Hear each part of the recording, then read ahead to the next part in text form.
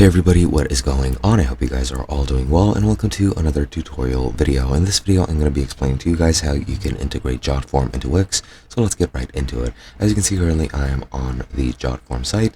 This is my sort of dashboard. As you can see, I don't have any forms. I'll just create a quick test one just so that I have an example of what I'm going to be integrating. Now I'll just select classic form, and I'm just going to add a couple of things. Don't really care about this. Form, first question, full name, for example, and let's say that this is it. Now I won't be publishing it, I'll just save it as is. But now let's say I want to integrate that into Wix. I'm pretty sure it does have to be published, so do so before you do this.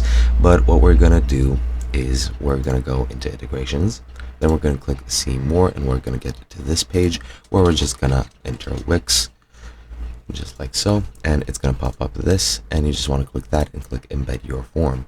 Now as you can see, it's going to open up a new window, which is another Jotform window, and you need to select a form. I'll select this form that I have previously done, and as you can see, now you get the HTML code. You just want to click copy that code, go over into your Wix editor, and then let me just first exit the preview.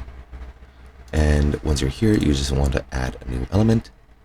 And then once you're in this menu, go over down into embed in social, then embed code, and embed code, which is display content by adding HTML code. It's pretty much the same in the standard Wix version. I am currently using the studio version. It really doesn't matter.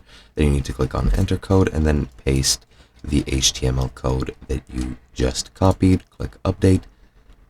And as you can see, it changes to the form on Jotform. And that's pretty much it. Hope you guys enjoyed, and I'll be seeing you guys in another video.